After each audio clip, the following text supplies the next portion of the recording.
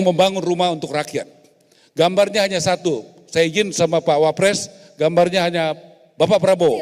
Karena Bapak Mendagri yang saya hormati, terima kasih undangannya. Saya kementerian yang baru, mendapatkan kehormatan dengan Menteri Pertanian yang strategis luar biasa, dengan tadi Menteri SDM, investasi.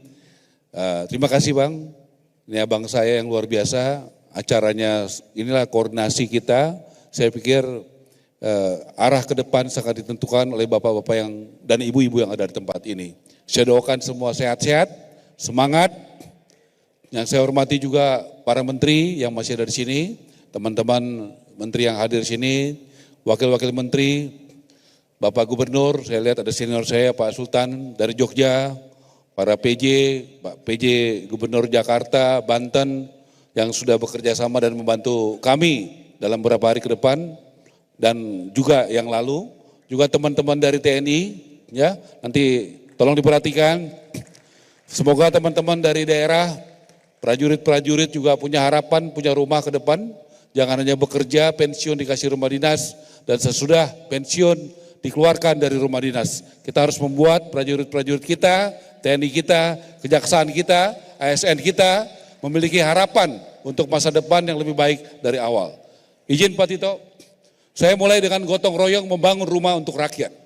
Gambarnya hanya satu. Saya izin sama Pak Wapres, gambarnya hanya Bapak Prabowo. Karena kita satu komando, satu barisan, satu hati dan satu jiwa di bawah komando Bapak Prabowo. Setuju? Lanjut aja.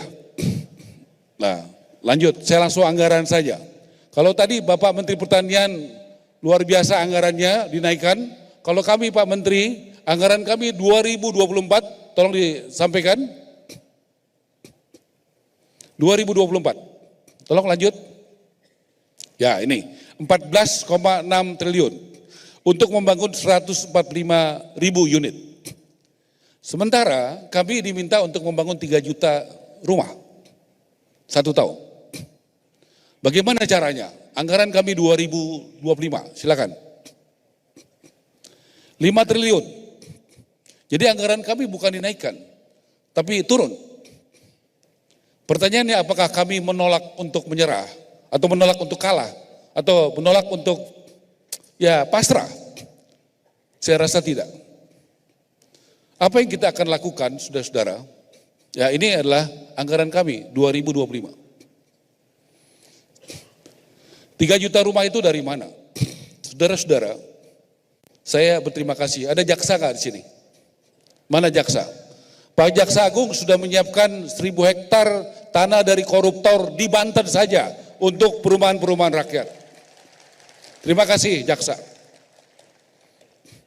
Saya juga sudah mendapatkan tanah dari yang saya sudah dapat dari Pak Nusron. Mana Pak Nusron? Terima kasih Pak Nusron. Ya, 151 hektar di Mojokerto dan 6,7 hektar di Tangerang. Terima kasih Pak Nusron. Itu yang idle. Terima kasih Pak Anggito, sini juga. Nanti kita lihat. Kita juga mendapatkan bantuan. Saya transparan. Saya sudah bicara sama teman-teman di BPKP, Pak Ateh, boleh nggak tanahnya dari swasta, yang bangun swasta, isinya dari swasta dan diberikan kepada rakyat, boleh. Sudah ada 6 perusahaan yang besar, yang super kaya di Indonesia, konglomerat, mau menyediakan tanah, bangunan dan rumahnya untuk rakyat Indonesia secara gratis. Inilah gotong royong. Kalau nggak begitu gimana caranya? Yang penting kita tidak korupsi dan semua transparan. Jadi dari mana tanahnya? Sitaan dari koruptor. Setuju nggak kita tanah koruptor itu untuk rakyat Indonesia, terutama rakyat kecil? Setuju nggak aset BLBI yang ada di KPK dan di tempat lain itu juga diberikan kepada rakyat Indonesia? Setuju nggak pemerintah provinsi, kabupaten, kota yang punya tanah? Kalau Pak Jokowi 10 tahun memberikan tanah dan sertifikat, sangat berarti bagi rakyat. Saya berapa kali menemani Pak Jokowi. Saya bilang pada Presiden Prabowo, Pak, Setiap periode harus ada peningkatan. Kalau Pak Jokowi memberikan tanah, boleh nggak Bapak memberikan tanah dan rumah dan juga sebagian gratis dan sebagian dengan harga murah kepada rakyat Indonesia. Bapak akan sangat dicintai oleh seluruh rakyat Indonesia yang belum memiliki rumah. Doakan kami.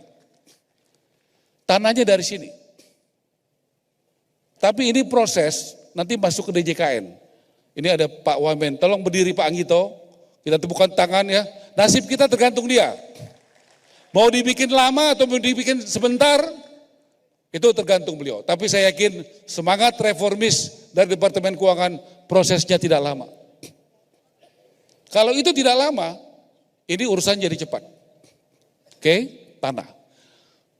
Pertanyaan berikutnya, bagaimana pembiayaannya? Saudara-saudara, di sini punya gaji setiap bulan. TNI, Polri, Jaksa, ASN, betul nggak?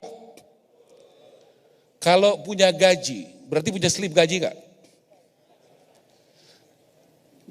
Kalau tanah itu diberikan kepada TNI yang tamtama ke bawah, dia masih 25 tahun, lulus tamtama atau bintara, 25-30 tahun, tenornya lama, bisa nggak dia dikasih, bisa nyicil? Dia ada kepastian, karena saya dengar dari Panglima dan Kasat, kalau tentara itu tidak pindah-pindah, kalau pangkatnya rendah, yang bintara, betul begitu, tamtama. Yang pindah-pindah kan perwira, betul ya? Nah, ya saya menggugah aja kepada pimpinan-pimpinan TNI, boleh nggak yang di luar yang strategis, yang buat kepentingan pertahanan keamanan, sebagian tanah TNI diberikan kepada prajurit-prajurit TNI yang berpangkat rendah.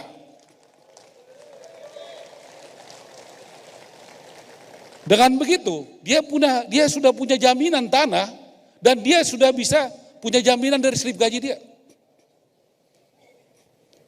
Kepolisian. Kalau kepolisian perwira pasti udah lumayan lah dari segi ekonomi, betul nggak? Betul nggak? Tapi kan kalau yang bintara-bintara itu kan masih bokeh-bokeh juga, betul nggak? Ini kalau tanah-tanah dari kepolisian yang baru pendidikan tamtama itu selesai, masih 30 tahun, potong gaji. Asal Kapolri dan jajarannya mau jadi barang ini, semua polisi yang pangkatnya rendah punya rumah segera.